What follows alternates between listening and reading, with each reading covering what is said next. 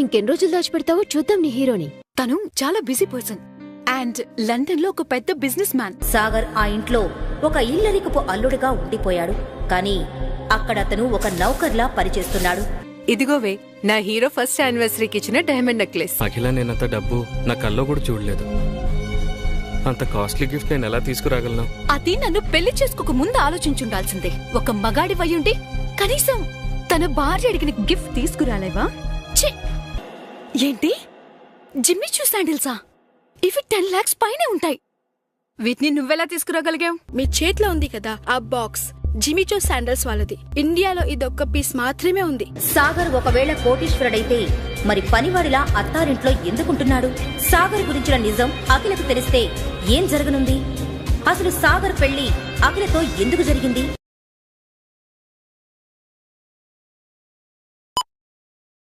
ఎలా అయ్యాడు ఒక బికారి రాత్రికి రాత్రే 1200 కోట్లకు అధిపతి?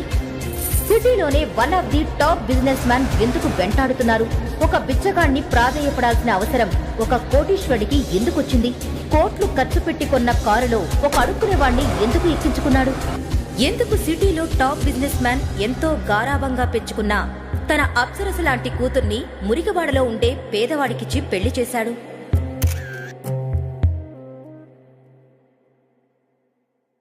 ఆ పేదవాడి వెనక ఉన్న అసలు నిజం తెలియగానే ఎందుకు సిటీలోని ధనవంతులంతా వణికిపోయారు?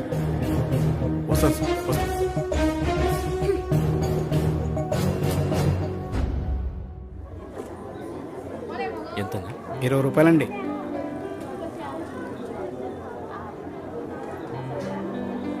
ఒక 3 మూరలు మల్లెపూలు కట్టండమ్మా.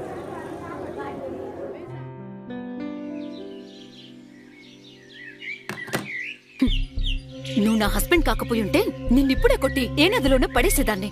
మా ఫ్రెండ్స్ వాళ్ళ హస్బెండ్స్ వాళ్ళ కోసం ఐఫోన్స్ ఇస్తారు, డైమండ్ రింగ్స్ ఇస్తారు. కానీ నువ్వు చీప్ గా 10 రూపాయలు పెట్టి పూలు తెచ్చావు. నువ్వు నా హస్బెండ్ అని చెప్పుకోవాలంటేనే సిగ్గుగా ఉంది నాకు. అఖిల తన తండ్రి మాటకు విలువిచ్చి సాగర్ని పెళ్లైతే చేసుకుంది. కానీ ఎప్పుడైతే తనకు సాగర్ ఒక బిజినెస్ మెన్ కాదు, మురికివాడలో ఉండే ఒక పేదవాడు అని తెలిసిందో ఒక్కసారిగా తను నిర్ఘాంతపోయింది. అందుకే అఖిల ఒక కండిషన్ పెట్టింది. ఇంట్లో కాకుండా బయట ఎవ్వరికీ కూడా సాగర్ తన భర్త అని తెలియకూడదు అని. సాగర్ ఆ ఇంట్లో ఒక ఇల్లరికపు అల్లుడిగా ఉండిపోయాడు. కానీ అక్కడ అతను ఒక నౌకర్లా పనిచేస్తున్నాడు. ఆ ఇంట్లో అందరూ అతని మీద అజమాయిషీ చేసేవారు. ఆ ఇంట్లో తనకు సరైన తిండే కాదు, ఉండడానికి ఒక రూమ్ కూడా ఇవ్వలేదు. అప్పుడప్పుడు హాల్లో కార్పెట్ మీద లేదంటే పెట్ కోసం ఏర్పాటు చేసిన రూంలో పడుకునేవాడు.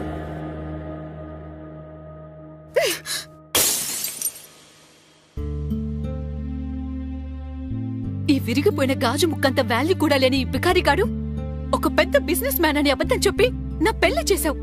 ఎందుకు డాడ్? దాని బదులు నువ్వింకో ఫారెన్ బ్రీడ్ కుక్క పిల్లని గిఫ్ట్ గా ఇచ్చినా సరిపోయేది. కనీసం ఈ సొసైటీలో ఒక స్టేటస్ అయినా ఉండేది. అఖిల తనని ఒక కుక్క కన్నా హీనంగా చూస్తుందని, ఆ కుక్కకిచ్చే వాల్యూ కూడా తనకివ్వట్లేదని, తను ఏం చేసినా చేదరించుకుంటుందని, అసలు తనంటేనే అసహ్యించుకుంటుందని తెలిసినా సాగర్ తన గతం గురించి ఒక్క మాట కూడా చెప్పకుండా ఎందుకు మౌనంగా భరిస్తున్నాడు? బ్రతుమిలాడి మరీ అల్లుడిగా చేసుకున్న అఖిల తండ్రి సాగర్ ని తన కూతురు పనివాడిలా చూస్తున్నా సైలెంట్ గా ఎందుకున్నాడు? కుక్క కన్నా హీనమైన ఈ ఇల్లరికపు అల్లుడు బ్రతుకుని ఎందుకు సాగర్ భరిస్తున్నాడు? అఖిల తన పెళ్లి ఫారిన్ లో జరిగిందని తన ఫ్రెండ్స్ తో చెప్పింది. తన హస్బెండ్ లండన్ లో ఒక పెద్ద బిజినెస్ మ్యాన్ అని చెప్పి కవర్ చేసింది. అఖిల ఫ్రెండ్స్ ఎప్పుడైనా వాళ్ళ హస్బెండ్స్ ఇచ్చిన కాస్ట్లీ గిఫ్ట్స్ చూపించినప్పుడు తన మనసులోనే బాధపడేది. సర్లేవే, పెళ్లికెలాగో పిలవలేదు, అట్లీస్ట్ మీ హస్బెండ్ అయినా చూపిస్తావా? లేకపోతే అలా హడావుడిలో అయిపోయింది యార్. తను చాలా బిజీ పర్సన్ అండ్ లండన్ లో ఒక పెద్ద బిజినెస్ మ్యాన్. అసలు ఇండియా వచ్చి పెళ్లి చేసుకునేంత టైం కూడా లేదప్పుడు. అందుకే మా పెళ్లి లండన్ లోనే వెరీ లిమిటెడ్ ఫ్యామిలీ మెంబర్స్ తో అలా జరిగిపోయిందే. ఇంకెన్ని రోజులు దాచిపెడతావో చూద్దాం నీ హీరోని. ఇదిగోవే నా హీరో ఫస్ట్ యానివర్సరీకి ఇచ్చిన డైమండ్ నెక్లెస్. ఒకసారి వ్యాలంటైన్స్ డే రాబోతుందని సాగర్ ఎంతో ప్రేమగా అఖిల కోసం రెడ్ రోజెస్ తీసుకోవాలనుకున్నాడు. అన్నా అన్నా అన్నా అన్నా ఆగండన్నా ఆగండన్నా. మొన్న మల్లెపూలు తీసుకెళ్తేనే కోప్పడింది, మళ్ళీ ఈ రిస్క్ అవసరమా? అన్నా ఇదిగో అన్నా, ఈ వ్యాలంటైన్స్ డే కి ఈ రేర్ రోజ్ ఫ్లవర్స్ ని ఈ సూపర్ బ్యూటిఫుల్ ఆర్చిడ్స్ అండ్ ఈ very special red roses birds తో మిక్స్ చేసి వదినకిస్తే నీ మీద ఫుల్ ఫిదా అయిపోతుందన్నా. ఈ పూల్ ప్రతిసారి దొరకవన్నా, ఇక మీ ఇష్టం అన్నా. ఆ విషయం తెలిసిన అఖిల ఎంతో కోపంతో సాగర్ మీద మండిపడింది. Just go away. నిన్ను చూస్తేనే కంపనంగా ఉంది నాకు. ఛ!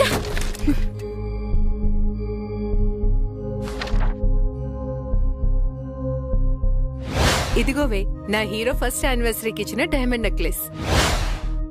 సాగర్, సాగర్ ఎక్కడున్నావు? ఇందాక నువ్వే వెళ్ళిపోమన్నావు కదా అఖిల. 100 అంటాను నా మూడ్ స్వింగ్స్ బట్టి. నిన్ను పెళ్లి చేసుకున్నాక నా లైఫ్ లో ఎలాగో పెద్ద స్వింగ్స్ ఏం లేవు గాని నా దరిద్రానికి ఈ మూడ్ స్వింగ్స్ ఒకటొచ్చాయి. సేమ్ నీలానే, దమ్మిడి ఖర్చు లేకుండా. సరే విను, నీకు 2 డేస్ మాత్రమే టైం ఉంది. ఏదైనా సరే వ్యాలంటైన్స్ డేకి నాకొక కాస్ట్లీ గిఫ్ట్ కావాలి. దాని కాస్ట్ మినిమం 1 లాక్ అయినా ఉండాలి. గిఫ్ట్ తీసుకురాలేకపోయావనుకో ఏదైనా రన్నింగ్ ట్రైన్ ఎదురుగా వెళ్లి చావు. కనీసం నాకు పట్టిన దరిద్రమైన వదిలిపోతుంది. అఖిల, నేనంత డబ్బు నా కల్లో కూడా చూడలేదు. అంత కాస్ట్లీ గిఫ్ట్ నేను ఎలా తీసుకురాగలను? అది నన్ను పెళ్లి చేసుకోక ముందు ఆలోచించుండాల్సిందే. ఒక మగాడి వయ్యుండి కనీసం తన భార్య అడిగిన గిఫ్ట్ తీసుకురాలేవా? అఖిల మాటలకు సాగర్ మనసు చివుక్కుమంది. ఏమీ మాట్లాడలేక అక్కడ నుండి వెళ్లిపోయాడు. 2 రోజుల తర్వాత వ్యాలంటైన్స్ డే రోజు సాగర్ అఖిల దగ్గరకు వచ్చి ఒక గిఫ్ట్ బాక్స్ తన చేతిలో పెట్టాడు. అఖిల ఎంతో అసహనంగా ఆ బాక్స్ ను ఓపెన్ చేసింది. అంతే, ఆ బాక్స్ లో ఉన్న గిఫ్ట్ చూసి ఒక్కసారిగా షాక్ అయింది. ఏంటి, జిమ్మిచూ శాండిల్సా? ఇవి 10 lakhs పైనే ఉంటాయి. వీటిని నువ్వెలా తీసుకురాగలిగావు? అఖిల, ఆ ఒరిజినల్ అనుకుంటున్నావా? డూప్లికేట్ అవి అని సాగర్ అనగానే అఖిల ఎంతో డిసప్పాయింటింగ్ గా ఆ శాండిల్స్ ని రూమ్ లో పెట్టింది. కానీ వాటి క్వాలిటీ చూసి అఖిలకి ఎందుకో సాగర్ మీద కొంచెం అనుమానం వచ్చింది. ఎందుకంటే ఆ శాండిల్స్ చూడటానికి అచ్చం ఒరిజినల్విగానే ఉన్నాయి. తర్వాత రోజు అఖిల ఆ శాండిల్స్ షోరూమ్ కి వెళ్ళింది. వెళ్లగానే అక్కడున్న సేల్స్ గర్ల్ అఖిలని చూసి, మేడం, మీరు అగ్నిహోత్రి సార్ కి ఫ్రెండా? మిస్టర్ అగ్నిహోత్రి? అతను అగ్నిహోత్రి కంపెనీస్ కి వారసుడు కదా. ఇప్పటి వరకు అతన్నెవరూ చూడనే లేదు. పెద్ద పెద్ద వాళ్ళు కూడా అతని అపాయింట్మెంట్ కోసం చూస్తూ ఉంటారు.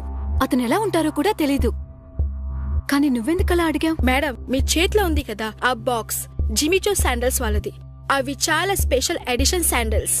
ఇలాంటి కటింగ్, డిజైన్, ఆ లోగో ఇవన్నీ డూప్లికేట్ చేయడం ఇంపాసిబుల్. ఇండియాలో ఇదొక్క పీస్ మాత్రమే ఉంది. అది నిన్న మిస్టర్ అగ్నిహోత్రి సార్ కొన్నారు. అంటే సాగరేనా ఆ మిస్టర్ అగ్నిహోత్రి, లేక సాగరేమైనా ఆ శాండిల్స్ దొంగతనం చేశాడా? బికారి అయిన సాగర్కు ఎక్కడి నుండి వచ్చాయి ఆ శాండిల్స్? సాగర్ వెనక ఉన్న అసలు నిజం ఏంటి? అతను నిజంగా డబ్బున్నవాడైతే ఇలా ఎందుకు ఇల్లరికపు అల్లుడుగా ఉంటున్నాడు? ఈ ప్రశ్నలన్నీ అఖిల మైండ్లో తిరుగుతూ ఉన్నాయి. కానీ ఆమెకింకా అనుమానమే. సాగర్ మొత్తానికి ఏదో మ్యాజిక్ చేసి ఈ శాండిల్స్ తన కోసం తెచ్చి ఉంటాడు అని. కొన్ని రోజులు అఖిల ఆ శాండిల్స్ గురించి మర్చిపోయింది.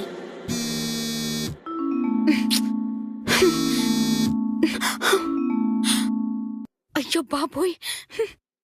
ఒకరోజు ఉదయం సాగర్ ఇంట్లోకి కూరగాయలు తేవడానికి బయటకు వెళ్లాడు. అప్పుడు అఖిల హడావిడిగా రెడీ అయి హాల్లోకి వచ్చి కోపంగా అరవడం మొదలుపెట్టింది. మమ్మీ, సాగర్ ఎక్కడా?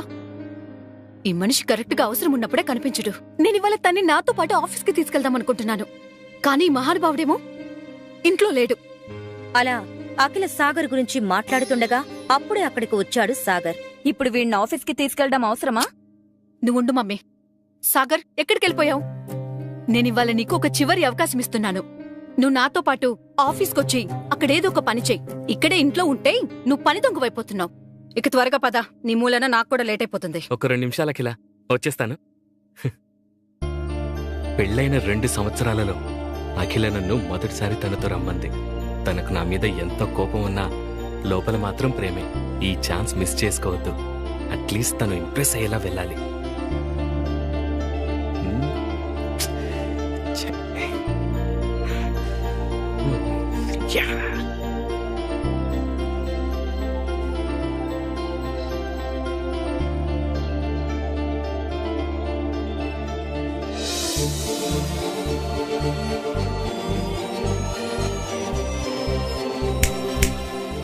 హలో పెళ్ళం గారు, వెళదామా?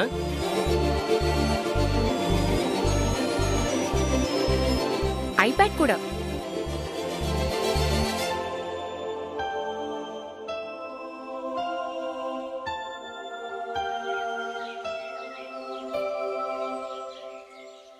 మర్చిపోయాను, నా బ్యాగ్ ఉంది కదా.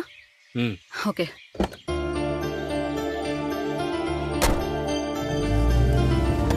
అఖిల ఇంకా సాగర్ కొంచెం సేపటికి అఖిల వాళ్ళ ఆఫీస్కి వెళ్లారు.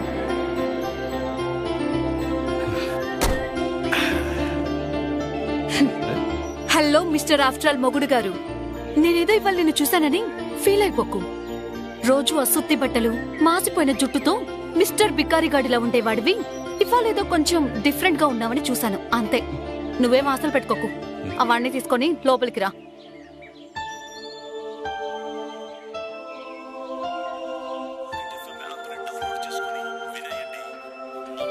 హే ప్రిన్సెస్, హౌ ఆర్ యు?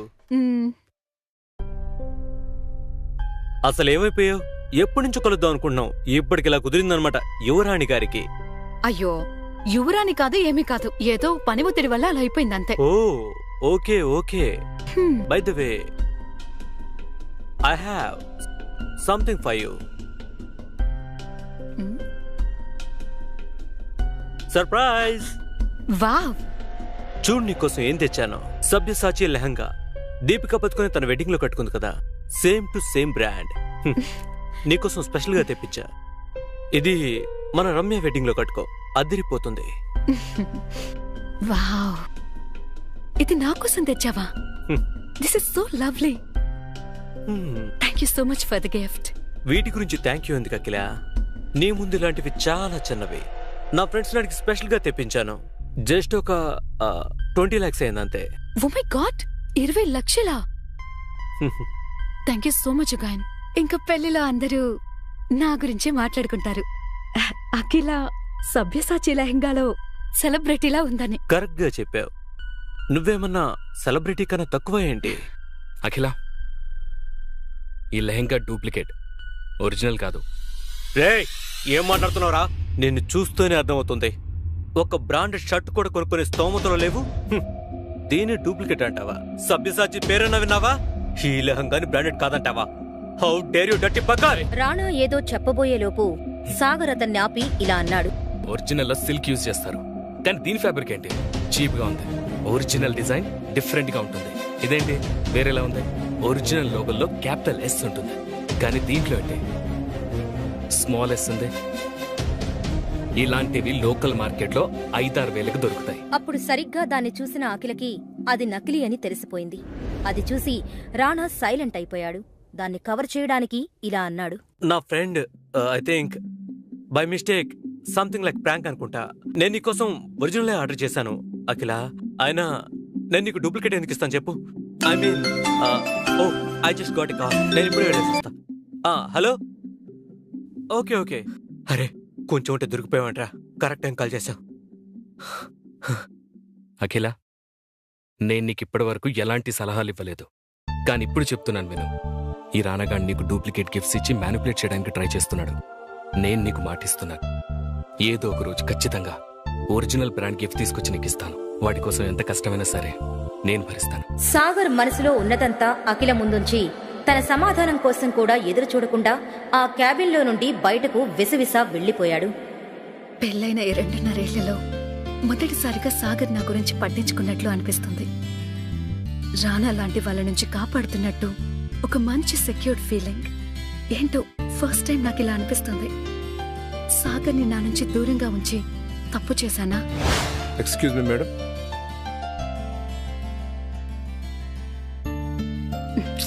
ఏంటిది? ఏం ఆలోచిస్తున్నాను?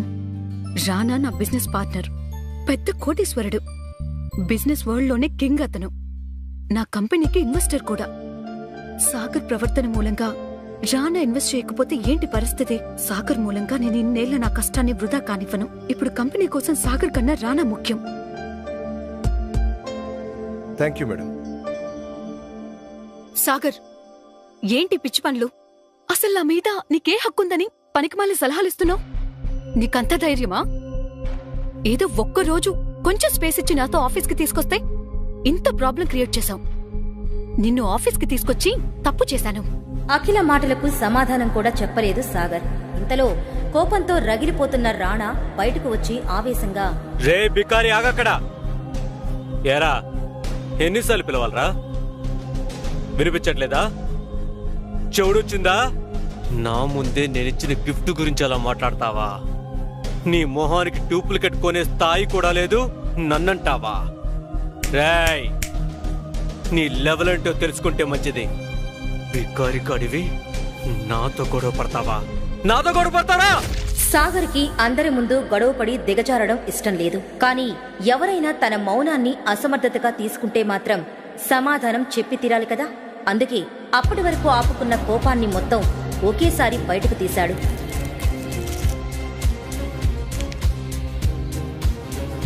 మొదటిది, నీ ముందు నిలబడిందో చూసావా? తను నా భార్యరా. నువ్వు తనకి ఎంత దూరంగా ఉంటే నీకంత మంచిది. రెండోది, నా భార్యకి నీలాంటి వాడి దగ్గర నుంచి గిఫ్ట్ తీసుకోవాల్సిన అవసరం లేదు. తనకి నేనే తీసుకొచ్చేస్తాను. ఇక మూడోది, ఒరిజినల్ తీసుకొచ్చే స్తోమత లేనప్పుడు మూసుకుని ఉండాలి. అర్థమైందా రాజా? ఆఫీస్ నుండి బయటకు వచ్చిన సాగర్ కు మనసు ఎంతో తేలికగా అనిపించింది. ఇంతలో ఉన్నట్టుండి సాగర్ మొబైల్ రింగ్ అయింది. సాగర్ ఫోన్ లిఫ్ట్ చేశాడు. మీ కాల్ కోసం వెయిట్ చేస్తున్నాను. సార్, ఈరోజు ఒక స్పెషల్ పర్సన్ తో మీకు మీటింగ్ అరేంజ్ చేశాను. అడ్రస్ మీకు వాట్సాప్ చేశాను సార్. మీరు ఒకసారి కలిస్తే బాగుంటుందని నేను అనుకుంటున్నాను. ఇది 200 కోట్ల రూపాయల డీల్ సార్. మీరు ఆ డీల్ ఫైనల్ చేసేదాకా మనం ఈ ప్రాజెక్ట్ ని తీసుకోలేం సార్. నాకు ఎవ్వరిని కలవడానికి ఎటువంటి ఇబ్బంది లేదు, అర్థమైందా? కానీ మీరు నా 2 కండిషన్స్ కి ఓకే చెప్తేనే. ఒకటి, సవ్యసాచి నుంచి అర్జెంటుగా నాకు ఒక లెహంగా కావాలి. దాని కాస్ట్ మినిమం ₹1,00,00,000 అయి ఉండాలి. రెండోది, నేను మీకు ఇప్పుడు వాట్సాప్ చేస్తున్నాను, అది కూడా అంతే ముఖ్యమైనది. ఈ 2 పనులు అర్జెంటుగా జరిగిపోవాలి. ఓకే?